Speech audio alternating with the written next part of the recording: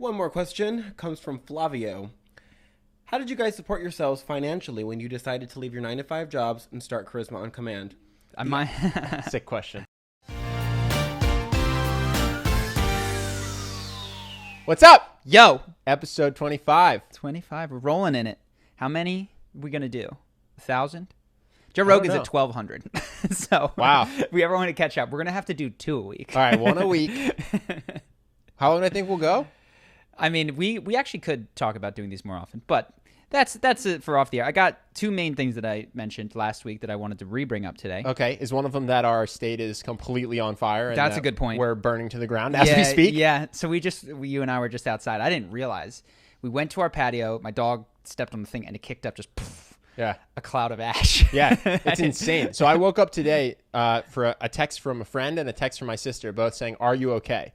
Mm-hmm. This is a weird coincidence. So I was texting them both, "What's going on?" They sent me a map. And the evacuation zone for the fires of California is brushing right up against our neighborhood. Yeah. So yeah, we're fine, but we're very close to the you have to leave your house. It's not optional zone. If anything happened to our apartment, given how centrally located it is, it would be beyond national news. Yeah. Los Angeles burns down.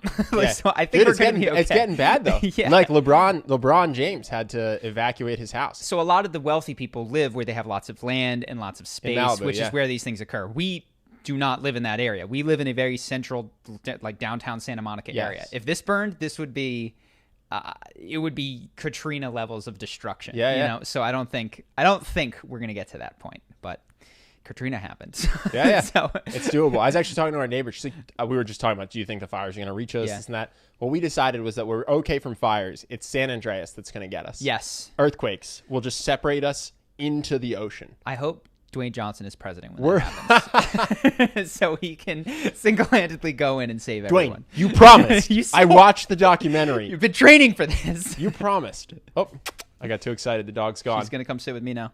Dog is back. We normally have dog sitters for these podcasts, but she's going to be here now. But anyway, you want me to get her back? You can. No, she could sit for a minute if she sits, provided. But anyway, so we talked about Mark Zuckerberg last time. I hadn't read watched a ton of the hearing that he was in, and I went back. It's 6 hours long, but it's really more like 4. I probably watched about 3, and I got a lot to say. Yeah, the clip you sent me is insane. Yes. So let's where do I start? Hold on, call her back 1 sec, because I don't want her back in the microphone. Here. Goodbye. Good girl. So one of the first things, this isn't the clip that he said. This is not the clip that I sent you, but Zuckerberg says they're talking about discrimination and redlining, which is the practice that used to happen, still does happen, of discriminating against certain areas, zip codes, and races when it comes to housing, insurance, selling of various things. Yeah. And the motivations historically have been variable. On the one hand, there's just pure racism, which is I don't want to work with this color person. Sure. On the other hand is ensuring this neighborhood is a losing business proposition, right? Mm-hmm. So for varying reasons, redlining is illegal to do. You cannot discriminate based on the basis of zip code or race. You can't base your insurance rates on gun violence? You cannot. There's interesting laws, which is where discrimination, and this is kind of what I wanted to bring up. Market awareness. I don't know, trying to sell to the market. Well, forget race. If I'm an insurance company and I have to price insurance, I would assume that I get to ask the natural disaster rate, the violent crime rate, the homelessness rate, the vandalism rate. So it's particular for every neighborhood, for everyone. No? But the thing that I didn't know, you can't, for instance, I don't know insurance, but the one thing they brought up is if you're a landlord, one of the things that Facebook was accused of, and they had to settle with one of these ACLUs or something like that, was they have this option on their platform where you can say the age, or you used to. They've now taken it out. And what people were doing for housing, they were limiting. They didn't want people above a certain age. For whatever reason, they decided the young people could pay more, were better tenants or whatever. And you could imagine this easily going the other way. I experienced this in college where it was tough as a student to get certain types of housing because they didn't want students. They wanted families. Good reason. With great reason. With good reason. Which I found out is apparently illegal. And so Facebook had to settle because they had that ability. People were using what they were using all over the platform, which is, no, I want to sell NFL stuff to men who are 25 to 40 or whatever it is, maybe even older. Golf stuff to men who are 50 and above, right? So they've limited the age option heavily, and they had to settle for that. But Zuckerberg says, while they're grilling him on this, it's been against our policy to use our ad products to discriminate. Which just made me go, wait a second, hold the phone. We need to have a bigger discussion. That's the entire value of your platform. Yeah. Is the ability to discriminate between different types of likes, dislikes, Yeah. ages. If I'm selling football apparel, I only want to show it to people that have clicked like on the NFL.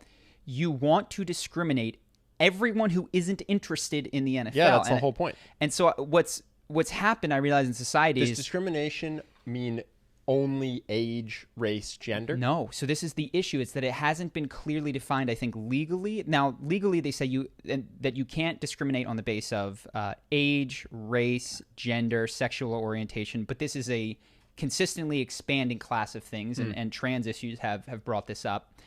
But this idea that I think people need to come back to the word discrimination and be like, okay, we're all cool with discrimination. We're all cool with this. Like when you say, no, I don't want to go on a date with you because your reason, height, the way your face looks. I don't like your personality. Yeah. That's a discriminatory decision. Well, I wonder if they're not going to define it as discrimination is only for certain things. Race, so they age, do. Whatever. They do. The problem is that there's this cultural, and Mark Zuckerberg said this as well, pretension that discrimination writ large is bad and we don't want it. Mm-hmm. But I think what he needs to say is our ad platform was designed to discriminate, but we will not discriminate on these legal categories which you've blocked us from doing.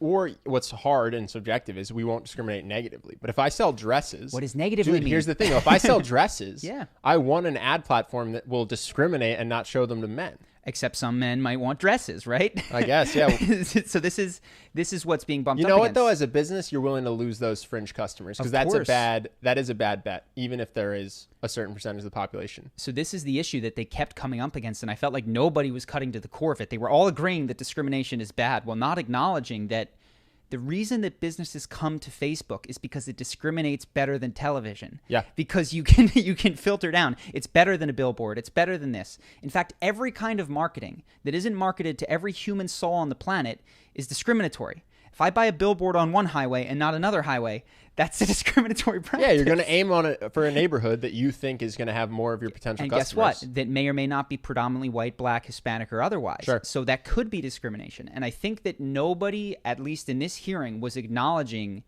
the difficulty that discrimination raises in that we're trying to allow for some discrimination, but not for discrimination that we deem to be societally unjust or not of maximum good, or even just historically we're trying to tip the scales. And nobody said this. They all just agreed that discrimination is bad, while Mark Zuckerberg sits there with an ad platform that lets you likes this, doesn't like this, does want this.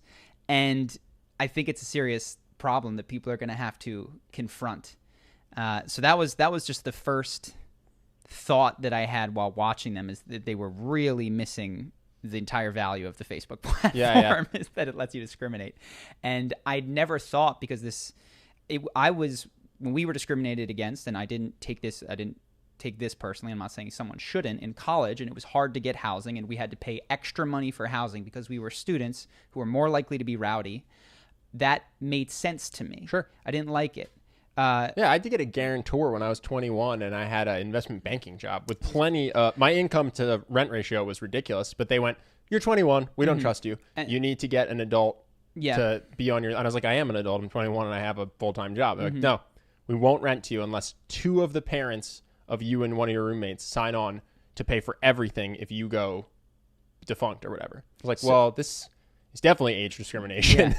Well, that may be legal in certain businesses, and I'm not sure what the legality is, but it seems to me the problem is that Mark Zuckerberg has a platform, and he's not the one who's demanding this sort of honed-in targeting. It's the businesses everywhere. And if you stop, because I know my brother does this, he sells sunglasses, and it's mostly black people who buy them. They're just a brand that looks like That's just what they the want. style they like. It's the style that they most often like. And He'll lose money if they force him to show it to everybody and not just the target audience. So they didn't collect race, but what he does is he goes for look-alike audience that are still going to be predominantly black. So he searches based for on likes or activity or whatever. So there's still this practice occurring, and it's not nefarious. It's not. He's selling sunglasses, and if you're white, he doesn't hate white people. If you're white and you want to buy them, you can. He's just not trying to show you his ad. Exactly. Yeah. So we've missed. Okay, so you took age out. There's just going to be proxies for age. There's just going to be proxies for this. Likes Matlock. So I think that there needs to be a bigger discussion. Facebook is merely the middleman. You know, people came to Facebook because they had this capability, and if they lost this capability, they wouldn't go to Facebook. So they're just going to use workarounds on Facebook to get their product in front of people that they most want to sell it to or think are most likely to buy. So, well, we've gone deep on business, but I want to transition this. Yeah. Can we talk about how, in general, a lot of the people asking him questions clearly have no idea what's happening? So this was the other thing that I was stunned by. I don't know that this is true in most workplaces, but the diversity of expertise, and I would say what you might call raw intelligence in Congress, I've never really sat and watched a whole hearing, and I was stunned. Yeah. I don't know many workplaces where people of the same role have such a variety of backgrounds and of what I would consider raw horsepower. Yeah. It was shocking that they all get one vote. And I really thought, I'm curious what you think. At first I was like, oh, this is a bummer. But then I went, well, they're supposed to be representative of the American population. Well, the one thing I thought was interesting, so why is he in front of Congress? So he was there for Libra and Calibra, right, which is what he calls a payment platform where Facebook is trying to make it so that you can send money essentially via their messenger. Yeah. And some people were very interested in how should this be regulated? Is this a bank? Is this what is this? Well, you're getting at what I was getting at, which is he's there to talk about his potential cryptocurrency. Mm-hmm. Is he becoming a bank? He's releasing a financial product. But the way Congress works, what I didn't realize, is that every person gets 5 minutes to do whatever they want. Yeah. They do not have to ask. So he's up there. He's like, hey, I'm trying to get approved for crypto. Yeah. And someone can sit there and go, your haircut is stupid and you're racist. And he goes, thank you, Congressman. Because what else is he going to do? Yeah. They do not have to talk about why he's there, which is fascinating. They don't have to ask him a question. They can lecture him. They can just yell at him. They can lecture him. I was like, this is really how our government approves cryptocurrencies? They just find the founder and then scream at him about random stuff and then approve it? I don't know that this was for approval. This was for first round sort of vetting, understanding. They wanted to talk to him. And some people did, but that was so... It's just so weird. It's like if you were at a company and you're like, I want to propose a new project. I want to propose that we expand into a different market. We go, great. Go talk to the CEO. And the CEO sits you down and goes, tell me about your dating life. And then scolds you about your dating decisions for an hour. Yeah. And then goes and he's still going to make a decision on your project, even though he hasn't heard anything about it. Like, that's the weird thing. These Congress people that are yelling at him are still going to go approve his crypto. May or may not. Yeah, we'll see what happens with that. So there's a number of things that you brought up. The one that I don't know the answer to this. Do you want a governmental body made up of people that are higher expertise and more intelligent than the population, or that are representative of the population? And I actually don't know the answer to that question. I think ideally you'd want more intelligent than the average population, but, and this is the impossible part, has the best interests of the general population in mind. I don't know that you can get that if they don't represent. Well, that's what I'm saying. That's what I'm saying. Yeah. It's impossible, but that's your ideal because...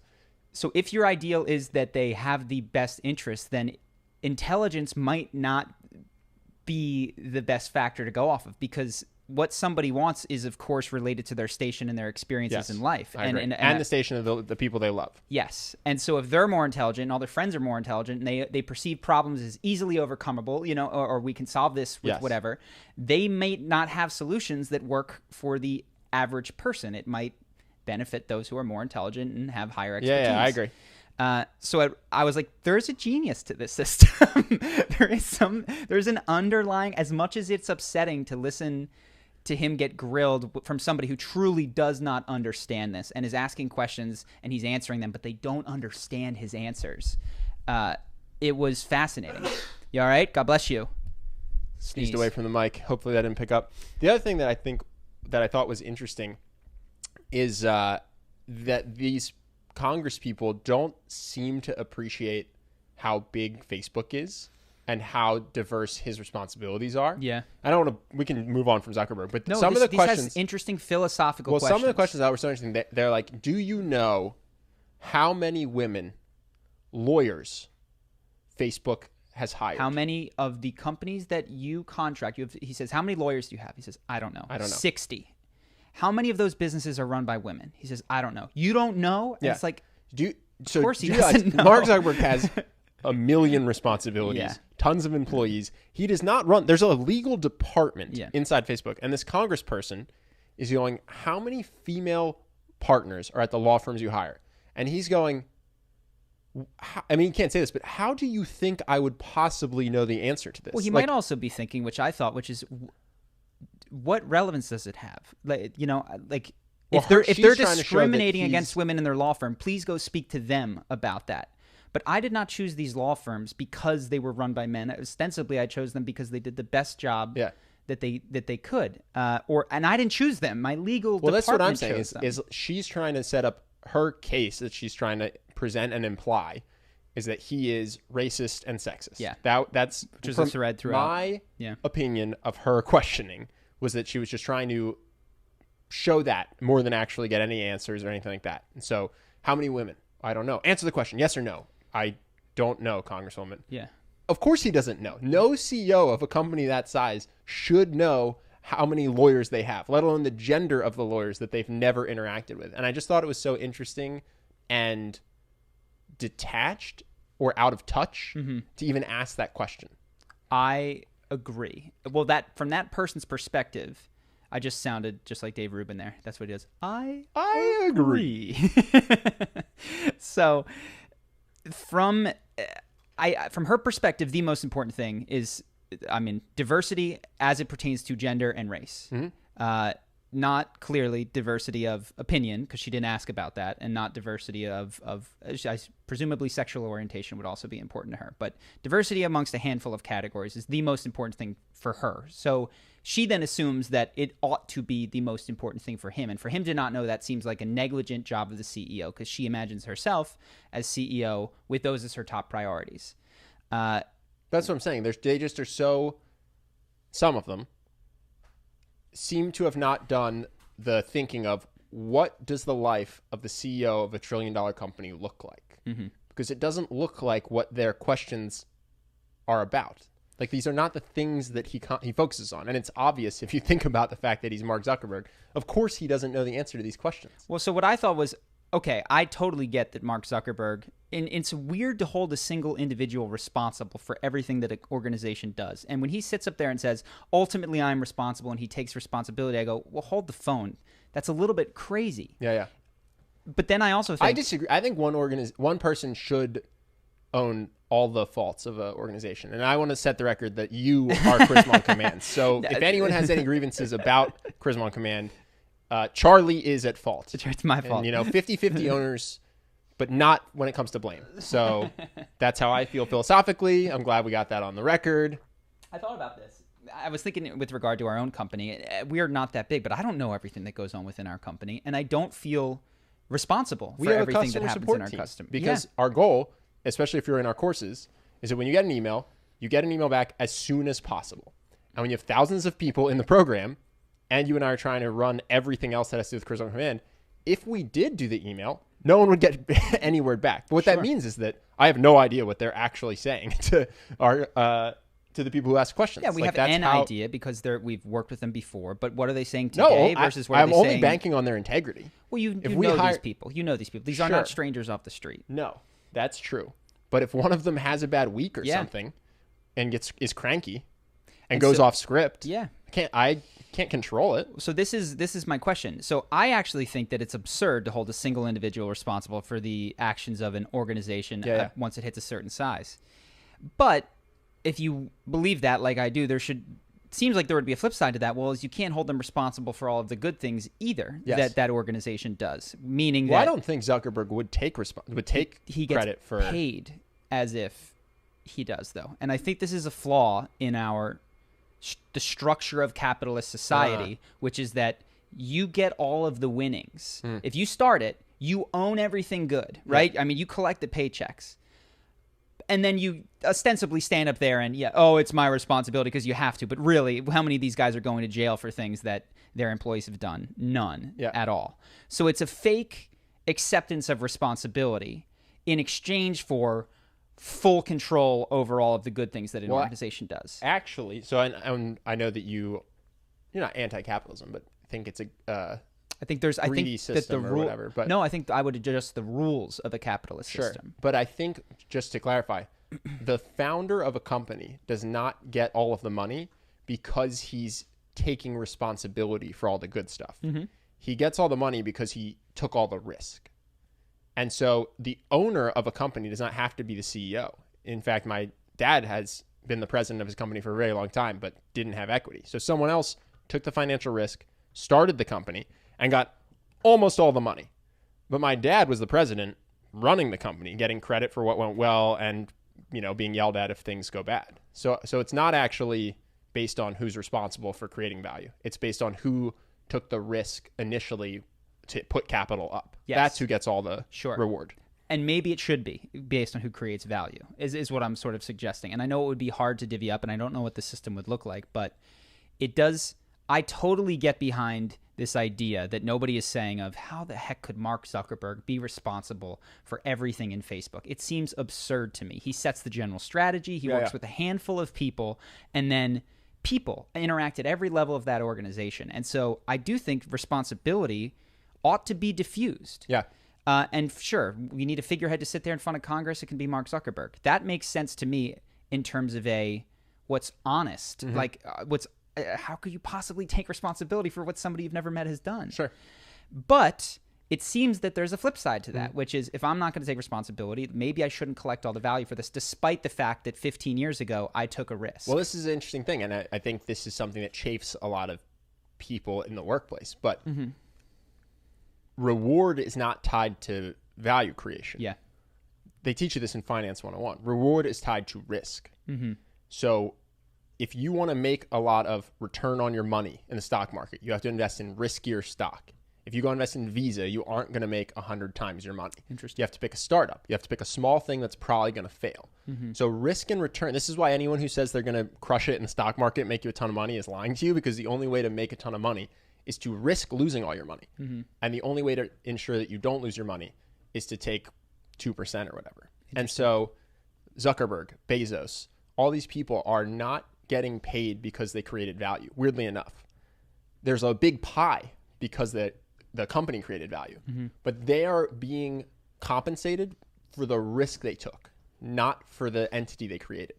And so I think that's why, one, employees can get really pissed because they can do good work and not get paid. Mm-hmm. And two, that's why a lot of people lose a lot of money trying to become get rich quick people. They buy houses that are crappy thinking they're going to turn them around, or they buy cryptocurrencies not understanding them at all. Mm-hmm. And they see other people making a lot of money there. What they don't realize is the inherent in making this money is massive risk, because risk and return tie together. Help me understand that, because I think there's a use of the word risk that is technical that I'm not totally understanding here. Because I can imagine, like us, we took a risk, but it didn't feel tremendously risky at the time of starting a business. Well, it was when you went years without making money. Pretend that I didn't.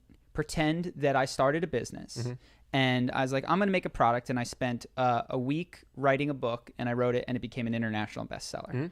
And we would feel like I took very little risk. Yeah, but it could have failed. So think of yourself relative to a salaried employee. So salaried employee, right? No financial upside. I'm going to make 40 grand a year, but no risk. Unless I get fired, I'm going to make 40 grand a year. Then you've got people that make slightly more money than that. Hedge fund managers, real estate investors, salespeople. They get paid on commission. So they have the chance to make 6 figures, 7 figures. But if a salesperson doesn't do well, they make almost nothing. And if a hedge fund person loses money, they're immediately fired based on their performance. So you could lose your job. You can get hired at a hedge fund and be fired in 2 months, which would be really hard to do if you went and got a $40,000, $50,000 salaried job, right? You'd get at least some runway to screw up. So, and then a founder, I don't know that that's true. It is true. There's a lot. I think there's a lot of people that there's a lot of people that get fired at $30,000 after a week. You know what I mean? I think that there's. I don't think so. It's illegal in a lot of companies. You definitely can. I mean, you think of these minimum wage jobs, hire and cut, bartenders, hired, cut. I think I understand what you're saying, but you're thinking of it from an investing standpoint. You stand to lose the money. What's interesting is that there is clearly an asymmetry of risk in that I can't go back below zero if I don't spend any money, for instance. So if I write a book, I've invested $10 in paper or whatever it is that I did.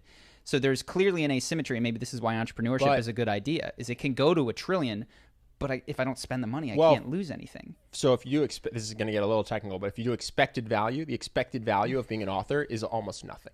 So what do you risk by writing a book? Very little money, just your time. What does the average author make? Nothing. Nothing at all.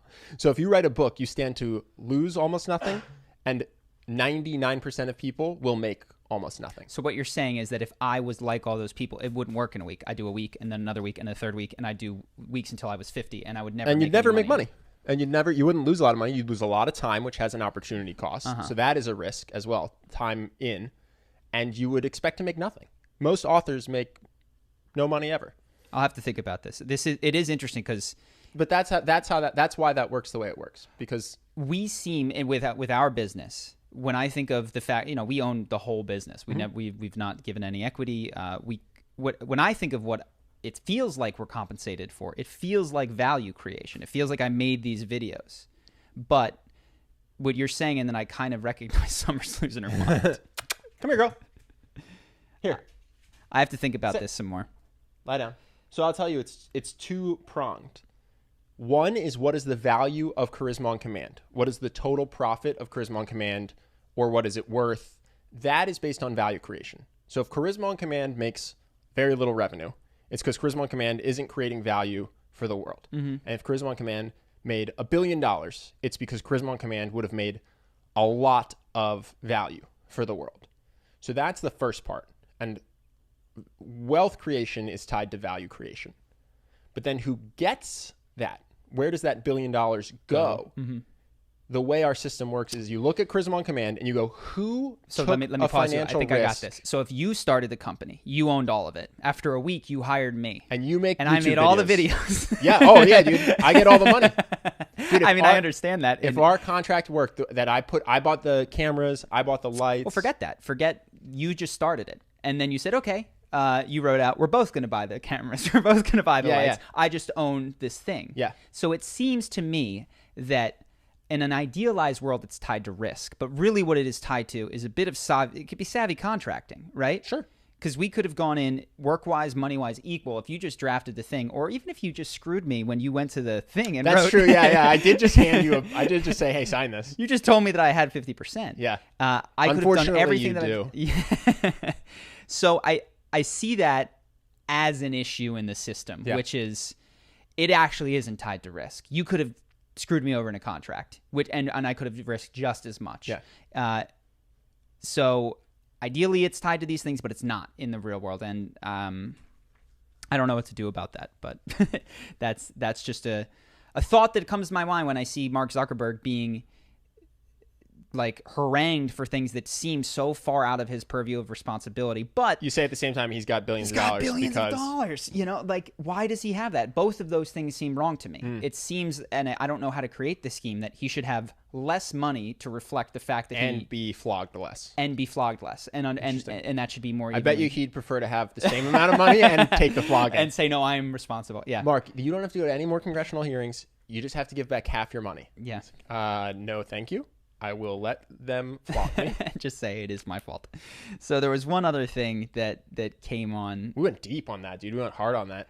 I love it. Think about it a lot because of our business. I'd love to know if people find this interesting, because I'm happy to jam on it. I think about this from our business because we own half of it. Yeah. I think that you and I have created a lot of the value, but I don't think that you and I have created 100% of the value in our business. And so who should have equity? Who should steer the ship? Who should it at some point just move from my hands to someone else if they work harder? I don't like that idea personally, but I wonder from a philosophical perspective if that would be a better way to do things. I don't know though. So one other thing that a senator or a congressman said, I don't believe it was a senator, said cryptocurrency is the currency of the crypto patriot. And a big theme in this hearing was is the dollar still going to be a powerful tool for us to affect foreign policy? Are we going to be able to impose sanctions when we want? Are we going to be able to say, sorry, we're not paying that debt? Are we going to be able to control the world if this cryptocurrency succeeds? And we, meaning the American government, and by smaller virtue, the American people, kind of maybe. Which was just interesting to me because Mark Zuckerberg sits there and says, we're an American company. Then they go, well, why are you headquartering this in Switzerland? And I think what's not being said Why do they do that? Taxes? Well, Switzerland is an international, if you want to, it's like you're not going to get the real answer out of him. But what seems to me, in part, is that, yes, Mark Zuckerberg is an American, but he's a citizen of the world. He invented Facebook. Yeah. I mean, these people that are sitting up there, all of their friends when they were age 20 were Americans. They were people that lived near them. And you and I can play a video game online with someone that is from anywhere. Well, actually, it's great. I've befriended a man that lives somewhere in the Middle East. Yeah. I did. Our business is run by people who live all over the world. Yeah, it's great. And so I think that there's this crypto challenge, which the senators are accurately recognizing, but I don't think totally understanding the severity of it, that the nation state as this cohesive unit versus other nation states seems to be breaking down, at least in our generation, because I just often feel, why should I care more about someone that I don't know who lives in Missouri than I should about someone who lives in Mexico? I think we're strange. I'm sure there's a lot of Americans that feel very strongly that they are fewer than ever patriotic. Fewer than ever, I would suspect. Yeah, but it might have gone from 99 to 95%. I don't know. I think what the internet does is it drives that number lower and lower and lower. Sure. Cryptocurrency drives that number lower and lower and lower. Can't hate Scandinavians if you love PewDiePie. That's what the internet does. So I just wonder, they're accurately predicting that this is a threat to the nation. And I just wonder what becomes of the nation with all these crypto technologies, and the internet is putting people together that don't live next to one another anymore. So it's well, is Europe still pretty nationalistic? Because we're bordered by oceans, right? The U.S. is actually, weirdly enough, a bunch of states that have very little in common, but are one country. But the EU tried this, right? They were like, nations are going away. The world is becoming more global. Forget all our countries. We're going to be the European Union. But did that work? Or do people in France and Germany still feel very French and German and not like they're part of a European nation, but that the EU is almost a meaningless thing? I think they feel very different, but the question is why? And I think there's a couple answers that are all going to be solved by technology. Language, right? I can't talk to a German person. They sound, if they speak English. It's not anything crazy, but they sound like they're speaking German. They sound like they're speaking German. And if they speak English, and if anyone speaks in an accent, there's an inherent assumption that they're not as intelligent, right? Because they can't speak in your way as quickly, even though it's a false assumption. Depends on the accent, though. French or Italian. or very incredibly sexy, very right? Sexy. I was listening to, I forget who, some English guy at the gym. And I was just so jealous. You're a genius. So jealous. Not even jealous. He was just talking to some woman who was infatuated. He was just looking at him with doe eyes. And I went, man, you sound so pretty. Yeah. Here I am with my Philadelphia accent. Like a water scrub. Yeah. Eagles. Go Eagles. Go Birds. So that's one. Language is going away. I think culture, which is increasingly, there's an internet culture that never existed. You might have more in common in the future with the person who hangs out in your corner of the internet than you do with the person who grew up with the same rituals. Well, we should talk to, I mean, this is going to sound strange, but like we should get a 15-year-old on a podcast or something to call in, because we missed this a little bit. We didn't play, I played video games with the people sitting on the couch next to me. Yeah. But I wonder if a kid who's 15 now, it's like from 10 to 15, did you play video games mostly with your neighbor? Did you play mostly with people online? If they were online, were they foreign? And if they were, did you befriend them? Or was it like, oh, we play for an hour, we turn it off, there's no relationship? I literally don't know the answer to these questions. Yeah. But that will determine, I think, the answer to a lot of your questions in terms of how global is the world becoming. Are these friendships occurring? Or is it just kind of like you log in and it's almost like playing with a computer, but the computer is just someone that lives in a different place? Well, I don't know the answer. I think we can reason our way there, which is to say that if you think of what has bound people together for as long as people have bound together, language is part of it, shared culture is part of it, and proximity is part of it. And technology makes all of those less important and increasingly less important, as now it used to be I can text someone and now I can talk to someone, and then there will be a language thing that means they will be translated instantaneously, and then we'll be hanging out in VR and I'll be right next to them for all that I know.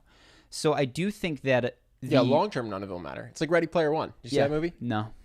Basically, he's got a woman in the VR that he has a crush on, and she says to him, "You have no idea who I am. I could be a heavy-set guy half a world away." And he goes, "I don't care." And then what do you know? She turns out to be same age as him. Same. Doesn't she have like some meaningless scar that makes her not pretty or something? Yeah. What a pretty woman. What a great movie trope. She puts on her glasses and all of a sudden she's not stunning or something. But it's actually a valid point that they then don't drive home, which is if it is VR, who cares where you live at that point? So anyway, the congressmen kind of get it, and it's happening, and it doesn't matter if you give the green light. Great news, though. If you're in Zuck. Congress, you'll be dead before any of this happens. So it's not going that fast. Oh, there was one other thing. Truth. So, again, nobody is confronting the core of the issue. Alexandria Ocasio-Cortez kind of did when she said, so tell me, are you going to censor political ads or aren't you? And well, we're going to censor some of them that cause harm. Saying that election day is on a wrong day. We talked about this. But not others that are, okay, well, that is a meaningless distinction. There is no clear line where you get harm and not harm. That is a completely subjective decision. So what causes harm is the question on Facebook. And one congressman asked, is it true that you have limited the reach of anti-vaccine posts groups? And the answer is yes. Facebook, while they have not blocked them, makes it so that if you want to find an anti-vax group, you have to type the name in pretty perfectly. It will not autofill it with you. And you could imagine that what it may autofill it with is a group that believes otherwise, right? They limit the exposure of certain posts related to this that their AI is calling. And the reason that Mark Zuckerberg gives is because this represents a clear threat. Now, the guy who's asking him doesn't think so. He says, here's my perspective. The government has a $4 billion fund that is to pay out people who have been harmed by vaccines. And we've paid out $4 billion. I don't know how big the fund is, but we've given money to people. I haven't fact checked any of this, but clearly this guy has a different opinion. So he thinks vaccines are dangerous. He thinks vaccines for some people are dangerous some of the time. And he says, you're limiting that information. Why do you get to decide that that's true? And how do you decide? And Zuckerberg says, well, the overwhelming scientific consensus. And whenever I hear that, I pull the hair out of my head, because that isn't science. Science isn't a popularity contest. Science is based on the scientific method. Who in your company reviewed all of the papers, did the meta-analysis, gets it? And even then, that person is a fallible human being. The general thing is not that I'm pro or anti-vax. I haven't investigated it at all. But there's a huge epistemological question that comes down to what is true. And the first thing that is without a doubt is that Facebook is deciding in many cases for you. They will, and our government in some cases wants them to. They're telling them, we want you to take out dangerous things. So if it falls under dangerous, who knows what that could be. And the second is what is the criteria by which something is deemed true? And apparently the scientific consensus, which I sincerely doubt, where would that consensus be? Who was polled? Who was in it? Like, nobody knows the details of said consensus. It's just repeated a lot. And I think one of the most dangerous things when it comes to epistemology is that assuming because something you've heard repeatedly is true. And now I've certainly heard repeatedly that anti-vaxxers are crazy. That's the thing. But I've never investigated it. So I hold my opinion. Well, this is how you feel about global warming, too.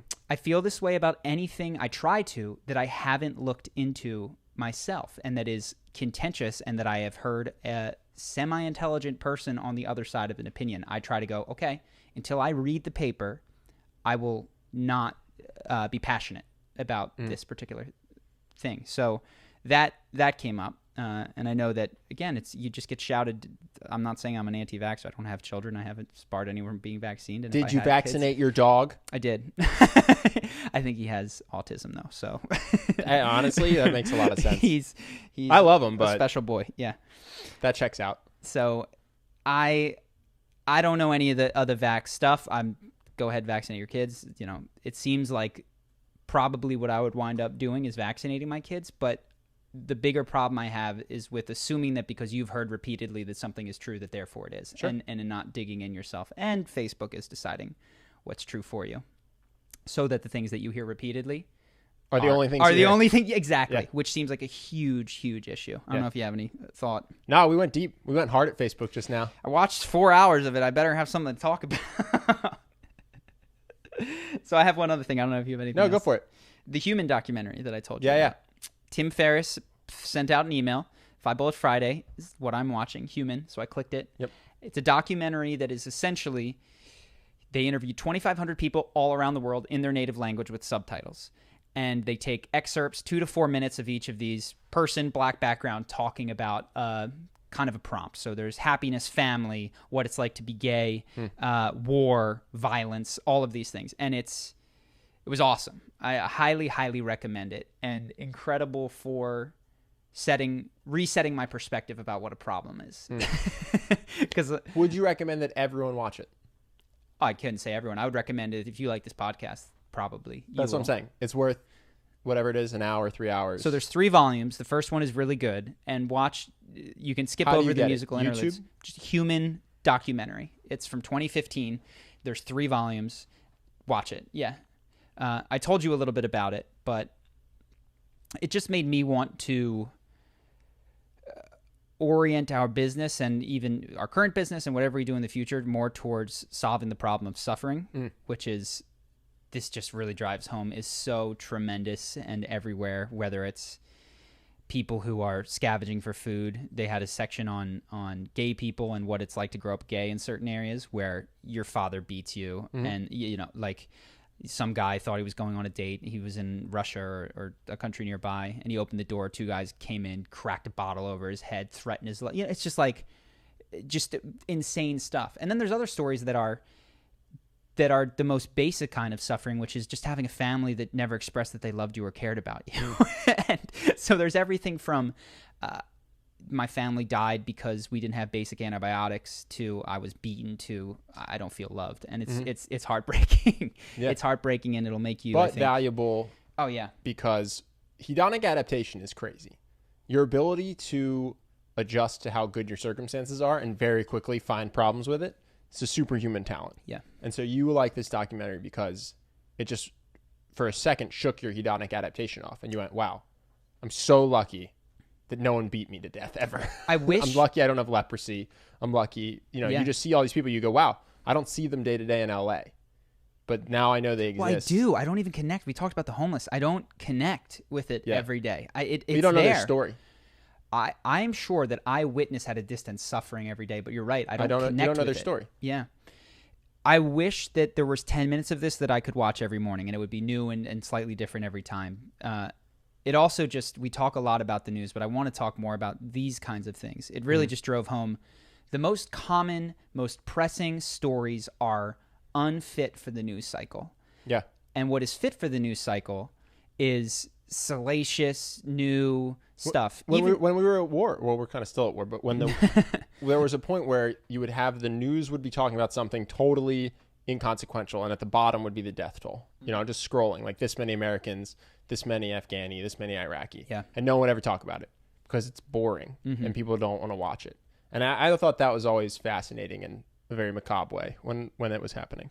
I also feel that it might, just in a very selfish way, to pay attention to those sorts of things, especially if you're working on, it seems like it could make you feel happier and more fulfilled. Because I do think that though it's addicting, one of the problems with the news cycle is it gets you that rage kick, and then this helpless, useless, meaningless just pervades everything else, right? Yeah. So you get really angry about something that you can do nothing about, and a sense of meaninglessness pervades your life as you go to work to buy more consumables.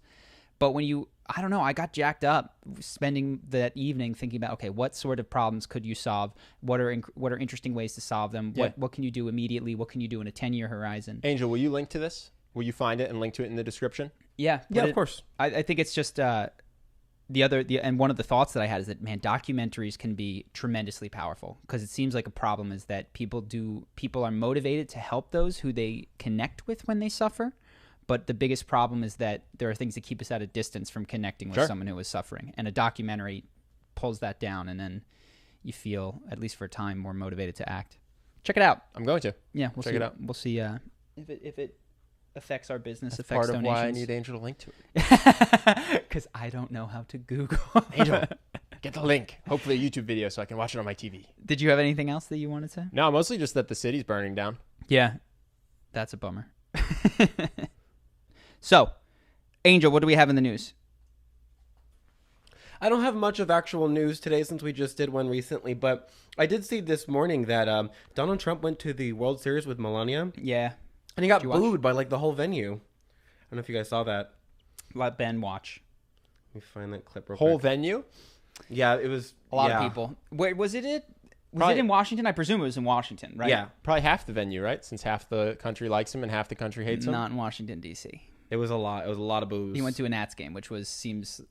If he was at Houston, it would have made more sense to me that he showed up at the game. Well, he lives in D.C., right? Exactly, but it's like 90% Liberals? Democrat. Yeah.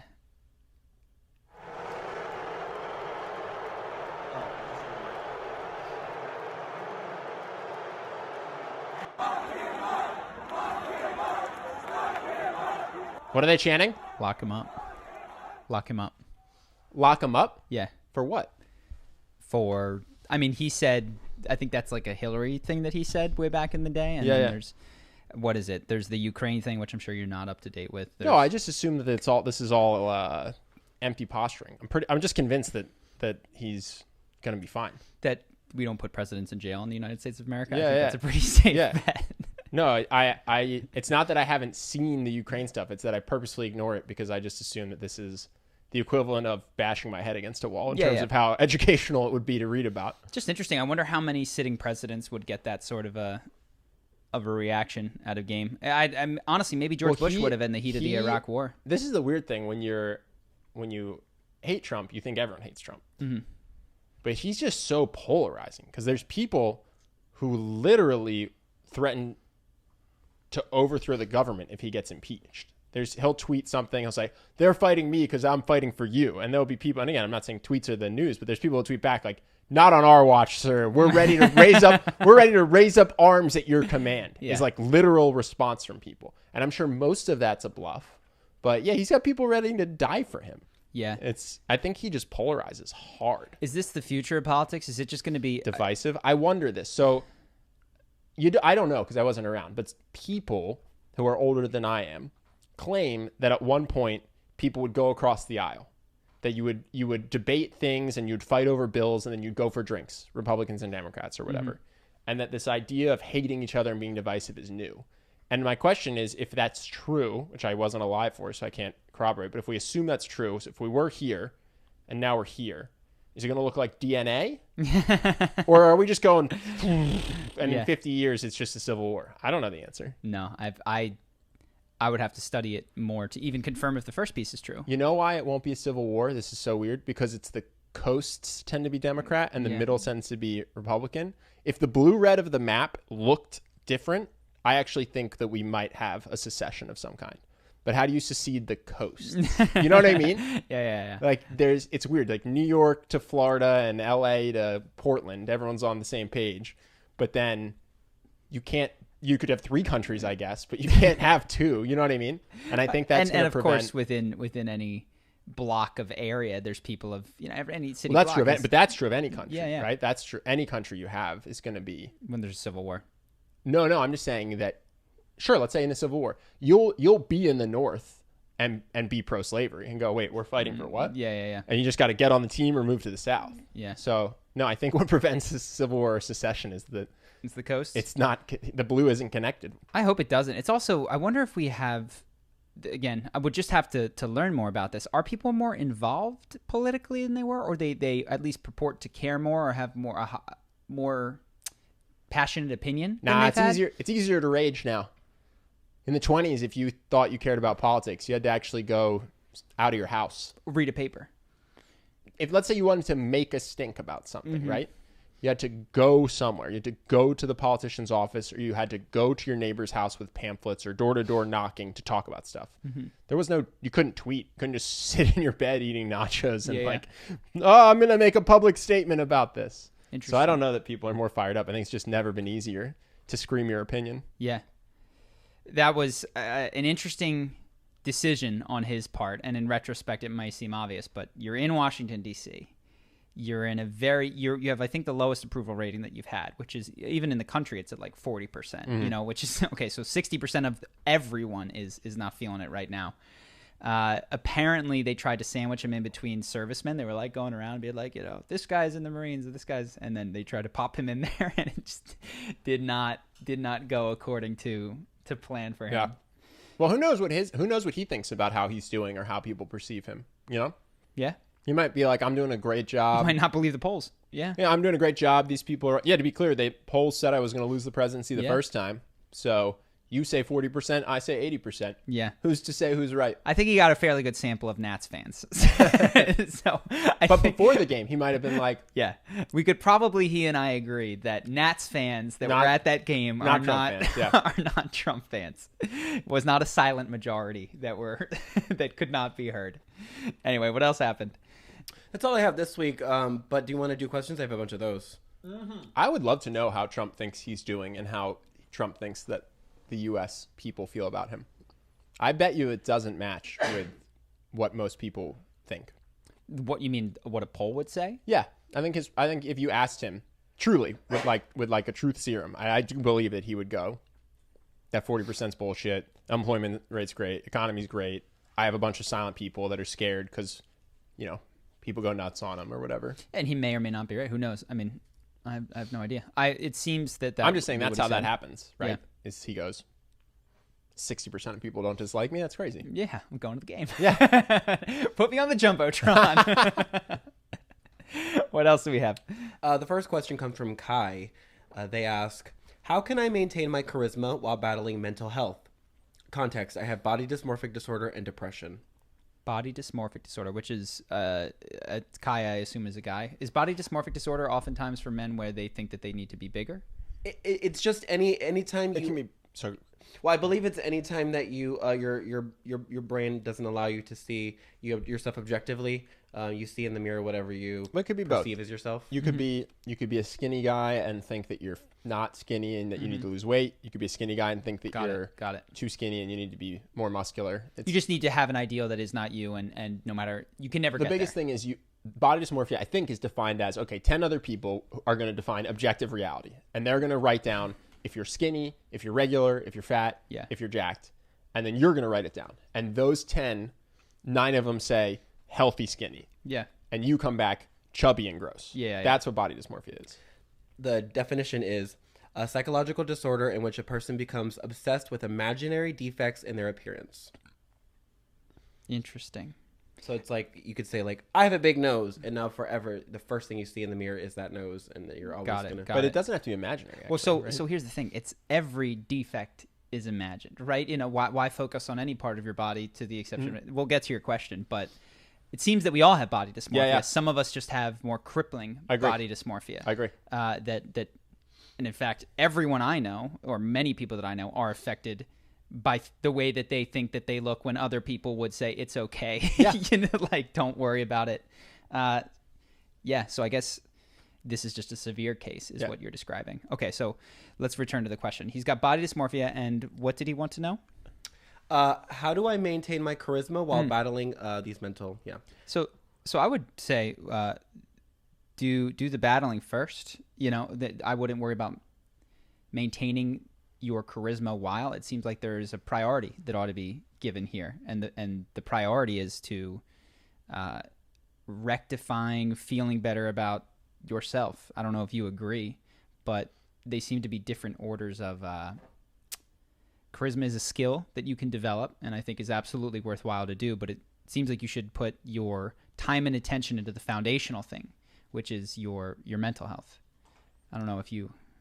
So my only question would be, we have a lot of people that email us that say things like, thank you so much for your video, thank you so much for your course, I had depression, and your stuff really helped. Yeah. So those people are benefiting from focusing on their charisma and their confidence. Got it. So perhaps this would be the addendum is, it sounds like you're feeling like you're falling down on the job of being charismatic. So if you do want to practice the tools that we talk about to be more charismatic while you're struggling with this stuff, make it only a cherry on top. It's only worth doing and worth continuing out if it makes you continually feel better. Yeah. But if feeling like you're not doing enough of your charisma stuff is adding to the compounding the problem of feeling worse, this is not on your plate right now, is what I would say. What you get a plate and you get a bonus dessert only if it's helpful for you. No, because I would, as I think about it, I would guess that, let's say you have body dysmorphia, you think you have a huge nose, right? Or you think you are disgustingly fat, but really you're just normal, semi out of shape person. And then you do work on your charisma instead of your diet or whatever. And people start to react better to you because what you weren't doing was smiling or making eye contact or introducing yourself or touching. And so now you hug your friends and you laugh and you smile and the reception you get is better. And maybe you go, oh, it's not that I'm a disgusting human. It's not that I look terrible. Yeah. It's that I wasn't doing these other things. Sure. I think that's where it could help, is if you start to get that positive feedback and you go, oh, people weren't ignoring me because I have a big nose. They were ignoring me because I sat quietly, looked at my feet, and never spoke. Yep. You know what I'm saying? So that's where I could imagine it would help. It's tough. Unfortunately, it's another example of a question I wish I had more context for. So I think there is a bridge here, and charisma is a skill when you look at it, but it has foundations in confidence and self-esteem. As does body dysmorphia, I imagine, is affected by. So it seems like the bridge between these two is self-esteem. And so for you, what I would recommend in particular is to hit them both at the same time. And I think an excellent way to do that is a book called 6 Pillars of Self-Esteem. It's got practices, sentence completions that you'll do, but 6 core practices that lead to increased self-esteem. And none of them are going to be prohibited in any way by where you are with your mental health with regards to your body. In fact, I think it could help you start to reclaim some of that power that seems to have been ceded. Yeah. And we've recommended that book a lot. I think it's probably worth clarifying. That is not a book for people with low self-esteem. No. It is not a book for people that are in a bad place, because you found that book was really helpful in quitting your job and starting this business. No, it's an amazing book. I mean, it's top 5 or 6 that I've ever read. I just want to say it's for everyone. You know, people who are like, oh, Charlie always recommends this book, but I'm not. And then, they think it's only for a certain. This book's incredible for almost everyone, because it just helps you have a happier life, have higher self-esteem, and do more of the things that you're scared to do. Sure. That's how I would describe it. And if you have further context, it's tough to give. What do you mean more than charisma? What do you mean? So if there's more that you'd like to add, maybe next week we can fill in. But I think that's it for now. What else? It's always tough because it's like, is your body dysmorphia preventing you from talking to people because you have anxiety? Are you talking to people a bunch and it's draining so you don't have time to go to the gym? Which it's like, I don't know. This could go so many ways. The next question comes from Patrick. What's up, Patrick? Hello. Patrick says, hi, Ben and Charlie. Here's my question. Lately, I have been struggling to stay in touch with reality and understanding what reality even is in the first place. As I grow more aware of human psychology and tendencies, it has led me to realize how much of our reality is masked both internally and in our interactions with others. To me, reality means truth. How am I feeling? What are my desires? What is my grief? And what are the intentions of others? Even by asking this, I wonder if I am misleading myself away from reality by pondering its meaning. Should I learn to accept the incessant ambiguity, or is there a means to become more present? Wow. Big question. Well, you don't think there's an objective reality, right? No, I mean, I think reality is co-created, but that's, my perception of the world, like, this is solid, right? This is solid because of my subjective size. If I were the size of a neutrino, this is infinitely spacious, right? Objective reality is not something I try to understand, but reality is truth. There's a whole spiritual argument that while everything that we experience in our day-to-day is a relative truth, this is solid relative to my size, that there are absolute spiritual truths that one can tap into through deep meditation or psychedelics or other spiritual awakenings. So that's a huge question, though, that you asked. Sounds like you're a big thinker. And what I would say is that's awesome, and I think it's great that you've had this awareness that there is more to you than you initially thought, which is like, that was a big breakthrough to me, to realizing that I have these drives that I'm not totally conscious of, and I wanted to get to know them better. Thinking can take you some of the way there. Investigation and self-inquiry can take you some of the way there. Dream journaling can take you some of the way there. All really cool things that I recommend. But if what you care about is truth, there is a degree of presence that requires the mind to quiet. And it's an unutterable truth. As soon as I try to describe this couch, I am not present with everything that is. So not being a great spiritual leader and not being capable of this, I can't tell you the best the best things to do. Yeah. But what I would say is take a two-pronged approach in your day. Allow yourself to do the thinking stuff. Allow yourself to do the investigating and the pondering and the questioning, and don't beat that up, because part of the truth, and I have to constantly recognize this, is that you have to appreciate your ego and the questioning and the constant figuring out. You don't want to fight it. You need to give it a hug, like it's, it's a baby. It's part of you, and it ain't going anywhere. But at the same time, to cultivate space for practices, some sort of mindfulness, meditation, walks, things where your mind quiets, and that can be something, even extraneous activity can get you there. So I would say there's nothing wrong with you. It's all good. Yeah.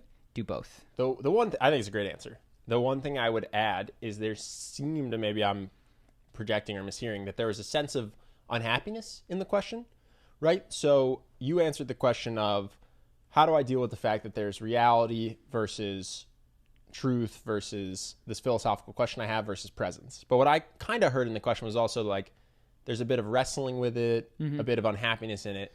So what I would say is, depends what your pursuit is, right? If your pursuit is truth, then I think your question or your answer was awesome. If your pursuit is happiness, I think the only thing I would add to it is a little bit of nihilism or existentialism, a little bit of, at the end of the day, don't sweat it so much. Is reality objective? Is it subjective? Are we a simulation? Is it this? Is it that? And I guess this comes to presence. It's like, you can think about that for a while, but then maybe just go outside and sit in the sun. Sure. And if it's a computer simulated sun or not, just enjoy that it feels nice.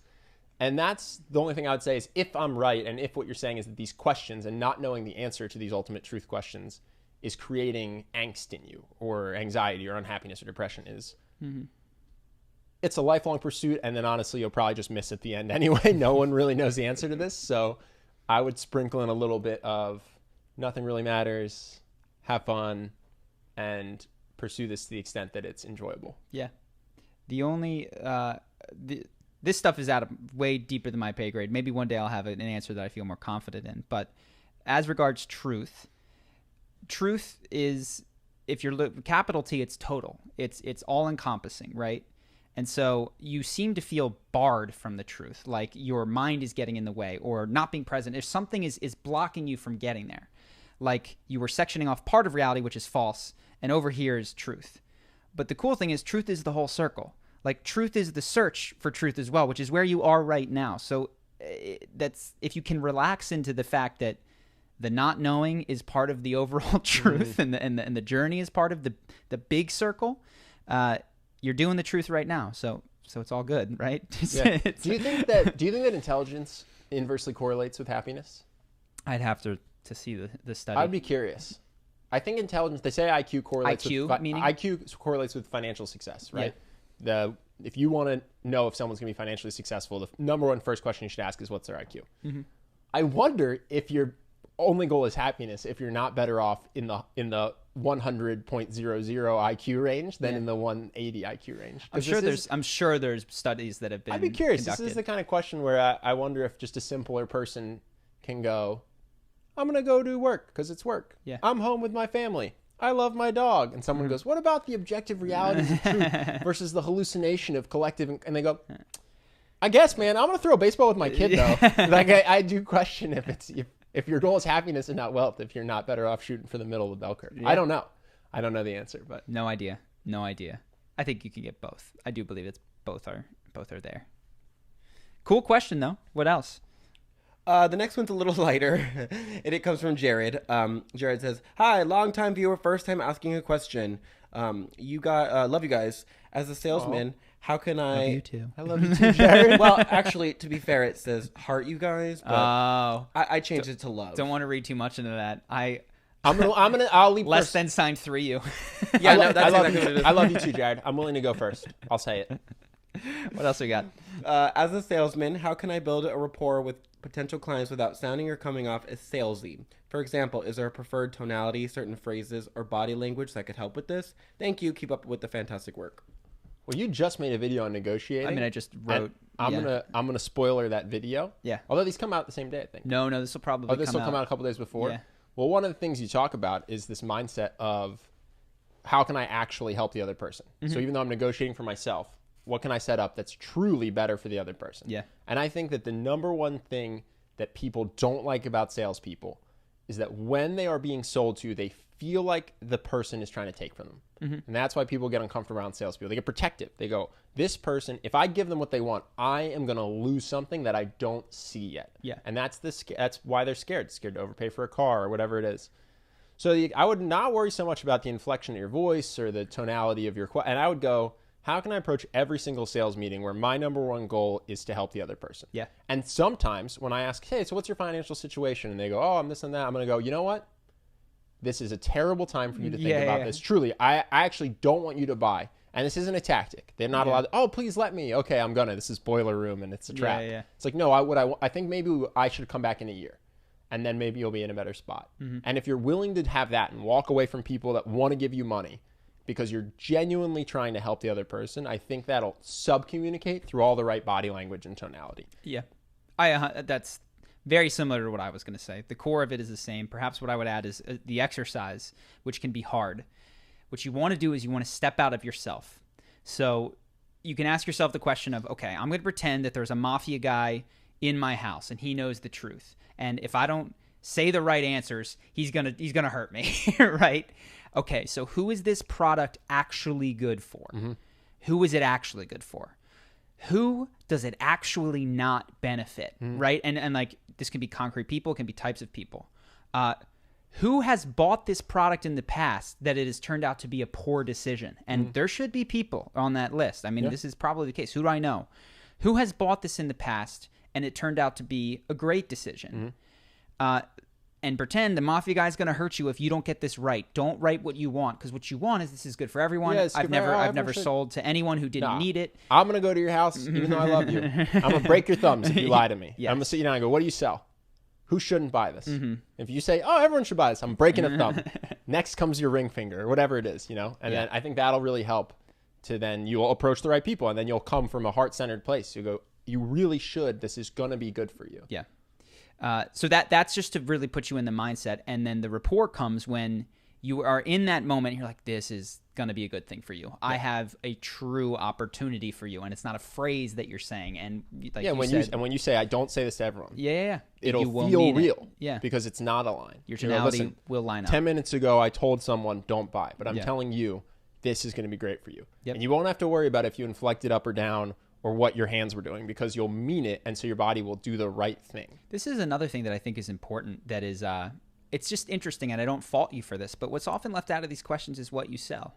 Like the simple fact that one is a salesman seems to be enough to ask, how do I sell better?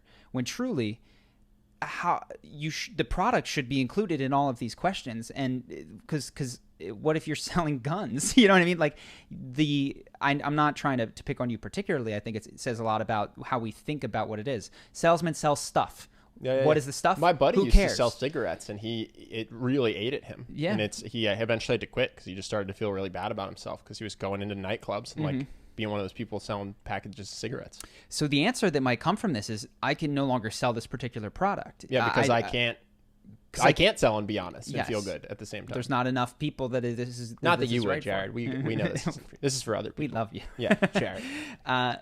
It's just that is something to consider, is that this might not be the right product for you to sell, and you might be an excellent salesman. I've mentioned this before, but it's worth saying again. We've redone Charisma University several times. I think this is the third or fourth iteration, and I really didn't feel comfortable pushing it up until this fourth time. But what you've probably noticed on our videos is that ever since January of 2019, I talk about Charisma University a lot more. And that's because I feel much more comfortable with the product being really good for a lot of people. And I want like a wider majority of people to check it out. And it's not just this thing that if you really like our videos, then you can go check it out. So do what you can to get the product that is going to make you feel that level of confidence. And I think that'll help the sales process a lot. What else? I'm proud of that answer. I think we did well.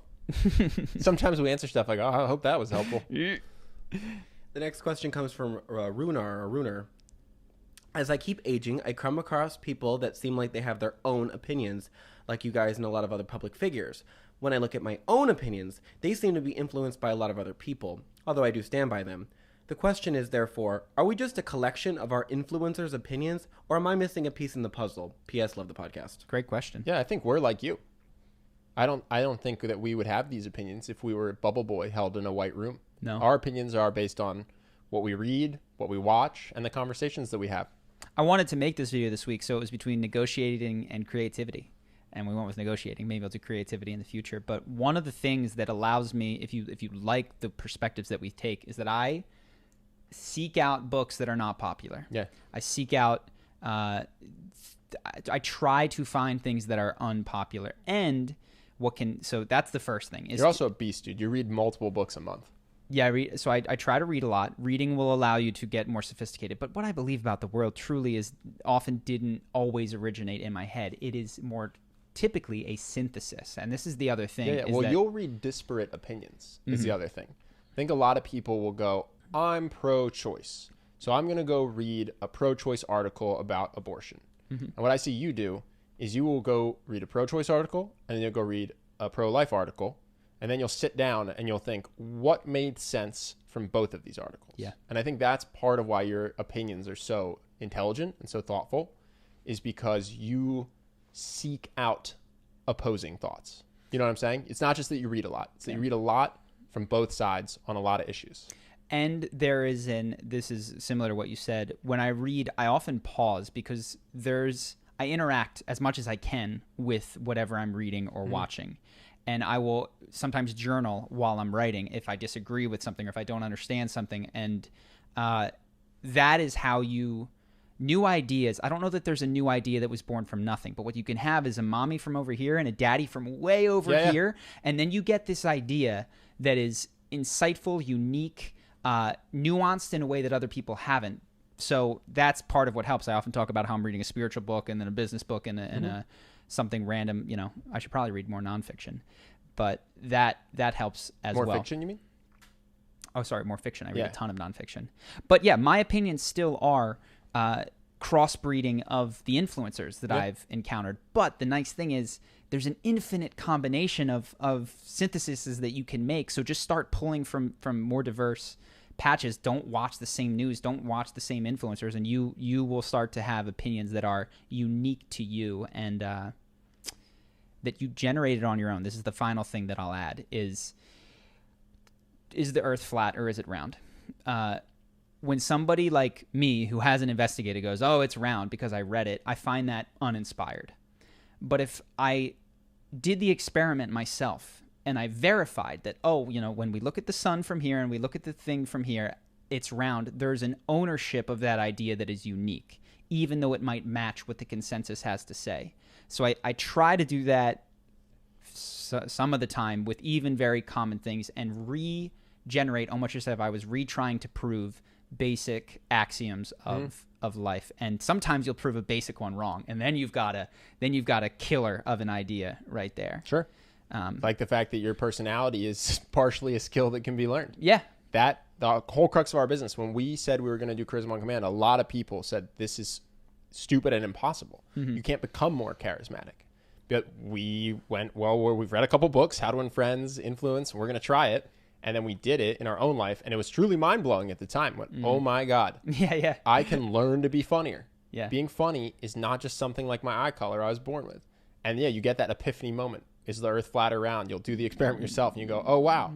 I have this tangible life experience now to back this opinion. I'm not just a parrot. Exactly. And I think this is a great question, which is why I'm sticking on it. That's the difference between an ideology and a personality. Ideologies you could just get from a book. You can regurgitate the argument from a book. A personality is when you infuse your own experience with all of these other influences, and they're at least sometimes verified by personal experience, and that's where it becomes interesting. Yeah. The one thing I would add, to the extent that anyone thinks that I have interesting or thoughtful ideas, it's because I will change my mind. I think a lot of people will just go, I was raised this way, and this is how I feel. And I'll flip-flop. If I think something, and then we bring on a guest, and he's got a better argument than me, I will truly ruminate on it and and change my mind. Unless I go, oh wait, I wish I'd said this, and then I'll call the person up or something. Our buddy last night was telling us, I want to get him to debate that the claims that vegan lifestyle is better for the environment is actually not the case when compared to sustainable sorts of farming. Now, that's to say nothing of the moral argument for eating animals, which we've discussed in the past, but I'm intrigued, No, but I do think that having that open mind, not being in love with any of your current beliefs, is really helpful, because then you'll actually be looking at information to assess it and consume it, instead of just confirmation bias, reject everything, only listen to the things I already believe. I think that's incredibly important. And you'll know you're doing it right if you actually change your mind, because if you think you're being open-minded but never lose an argument, never proved wrong, then a question, maybe you're just arguing with the wrong people. It's a great question to ask yourself. When was the last time I changed my mind about something big? And if the answer isn't within 2 years, you're not really Sure. What are you doing? You're just on someone's path. That's the cool thing, is that if you do it your way, you're going to be completely, totally unique. You may end up with some odd beliefs. We've got some counterculture beliefs, For sure. But and some that are right down the pike of mainstream, But anyway, I hope that helps. Good question. Anything else? One more question comes from Flavio. How did you guys support yourselves financially when you decided to leave your 9-to-5 jobs and start Charisma on Command? Sick question. Well, there's a little bit more. The idea of not being able to handle everything by leaving your job can be scary, but working extra hours after the job on projects sometimes doesn't seem like it can be enough and can be exhausting. Sure. So it seems like a lose-lose for them. So I had in the bank when I left maybe around $10,000 that I'd saved up over the course of time. And I had student loans that were eating at that at about... You had $100,000 of student loans, right? Yeah, so that was about $1,000 a month that I had. So I could only even pay the student loans if everything had been covered, which it wasn't for 10 months. So I had a short runway of a number of months. And then the question was, what did I do to make money? And the answer was, whatever I could. Hilarious. I did. So the first thing was cutting back expenses. So, I slept on the floor next to you for a while. Yeah, we bought a cot. We bought a 4-inch cot. Yes. We just put it next to my bed. $120 from Target. Yep. It was, so I really cut expenses tremendously. And then I did odd jobs. I had, I'm not going to say it. There was an Axe commercial. That is the worst thing ever. I did like an odd job here and there. You tutored SAT stuff. I tutored right? SAT. You Airbnb'd whatever you had. Yeah. So we moved to Brazil.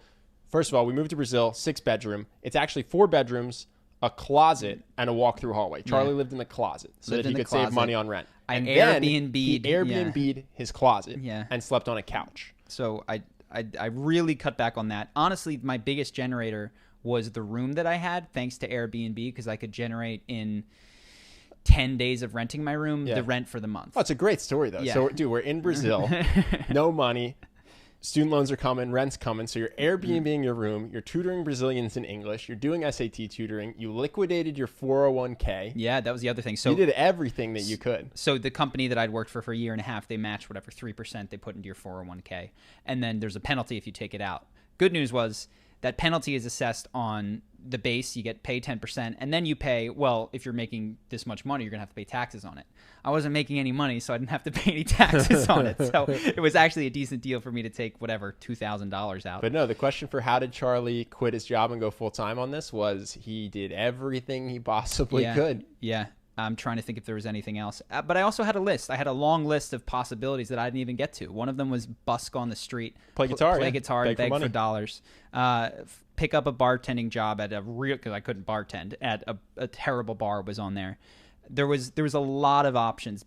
Babysit, whatever I could do. No, I think there was no ego involved. The question, the mindset was, we want to be entrepreneurs. We want to run a business we care about. We want to work for ourselves. What do we want? Okay, what are we willing to do to get there? Kind of whatever it takes. Mm-hmm. And so, I'm going to sleep on the couch. No ego. I'm not too good for this. I'm going to bartend. I'm going to teach SAT. I'm going to take my retirement fund and just pay the penalty just to get the cash because I need it desperately. And I'm not going to beat myself up about oh my God, it's not going well. Like, you were never really that upset about doing these things. It was just part of the process. Yeah. So that answers your question of what I did. But I think the mindset that what allowed us to do that might be even more interesting. Sure. And so there were two pieces. one is, I don't know that this is true for everybody, but it's true for a lot of people who come from America and anywhere from middle class-ish, which is the worst thing that could happen. And the worst thing that could happen to me was not starving, and it was not sleeping outside. I knew that there would be a roof over my head and low quality food in my belly, worst case scenario, no matter what. Yeah. So the worst case scenario was discomfort, not being able to do the things that I wanted, not being able to acquire any new thing, not being able to travel, and potentially having to go beg for a similar job at a pay cut that I'd had when I left. And so knowing that my worst case scenario was totally survivable pay cut from what I've already did after having gave it a risk was huge. Well, that's the thing. You went full-time on the business before I did, and I was doing the part-time thing he's talking about, working and then working on the side. And we said, we'll just switch it if Charlie runs out of money. Charlie will go get another consulting job, and I'll be full-time on the business. And it was just like, we'll just do this forever until it works. And even if you don't have a partner, I tend to believe that you can find some kind of work at a pay cut, work a lot of hours. And so the plan was like, okay, if it has to be for 10 years, 6 months of trying, 6 months back to a job, 6 months of trying, 6 months back to a job, I'll do that. I was willing. I just knew that I didn't want to be 40, 50, or 60 having never given it a shot. And there was a 10-year time horizon that we were like, we got a decade to make this work. So that was a huge part of what enabled it. And to your point, I do think that when you have a main gig and the business is the side gig, what's stopping you from breaking through in the side gig is often a lack of resourcefulness. And nothing breeds resourcefulness like necessity. So in having this thing which really kind of keeps you comfortable and it makes you tired, it's tough to give this the love that it needs. Oh, I got to get up at 8 a.m. again. It's 5. Why would I want to make dinner. that hard Now phone it's call? 7. Yeah. Oh, I got to do a sales thing. Oh, I got to redesign the website. I'll do it tomorrow. You're going to do what's comfortable for the business. You're going to tweak the website, but you're not going to do the things that are uncomfortable that will actually drive it forward. So I don't recommend this for everybody, and not knowing your particular circumstances, I can't recommend it to you. But one thing to consider is that your job might be hurting your business. Burning the boats, it's not really burning them, but like temporarily burning the boats might be the best thing, because we had 10 people who did this. Some of them went back to the corporate world. None of them starved. None of them missed a meal. And none of them didn't have a roof over their head. So the worst case scenario was, for many of them, embarrassment, a lack of disposable income, and that was really it. That was really it. So if that is your case, I don't know, you may have kids, you may have all these other things that make it more complicated than that. You are so much more free and you have so much less to lose than I think most people imagine. So just consider that may be the case for you. Remember when you were living off of one meal of chicken a day and then Brazilian weight gainer powder was where the rest of your calories came from? It was awful. Like I was sawdust and poison. Yeah. No, my Brazilian friend came over and was like, "Oh my God, you're eating this?" Yeah. Hilarious. I dude. couldn't be more than a block away from a bathroom at any time because I was so. Well, our friend who's born so in Brazil bad was for like, me. "Dude, I would never consume this supplement." You're like, "Oh, it's 2 of my meals. Yeah. I eat chicken once, and then that's 2 of my meals." Yeah, we went to one party. I'd saved up to be able to go to one party. It's like and $10 cover. No, the Halloween one. This was a $70 party. I'd saved up to be able to go to this. Yep. And because of what I was eating, I was so sick that I spent I didn't even drink. I spent the entire night in the bathroom just throwing up. It was so bad. You went hard, dude. It was great. Yeah, and it was worth it. Even without the breakthrough, it was a great time. So, not knowing your circumstances, I can't advise it. If you are a single, unattached young person, you've got more freedom and less to lose than you realize, and a ton to gain. So, go for it. That's my recommendation. Is that it? That was it this week. Cool. Okay. Thanks for hanging out with us for an hour or so, guys. Have a wonderful Hour week. and a half, man. Yeah. We'll talk. Was there anything we wanted to say? If you'd like to write in, do so in the description. Yeah, Angel, in the description, put a link to the documentary and put a link where people can write in to have us call them. Yep. Got it. And if there were parts that you did like or did not like, let us know the segments that we did. If we were all over the place, if we interrupted each other, if we whatever we did, let us know. You like that I'm not wearing pants this week? I got some thigh showing. Yeah, I've had full thigh this whole time. You go, Ben, please pants for the love of God. Let us know because we want to get better and we don't know what's good. Yeah. So we appreciate you guys watching. Appreciate you letting us know. We'll talk to you soon. Peace.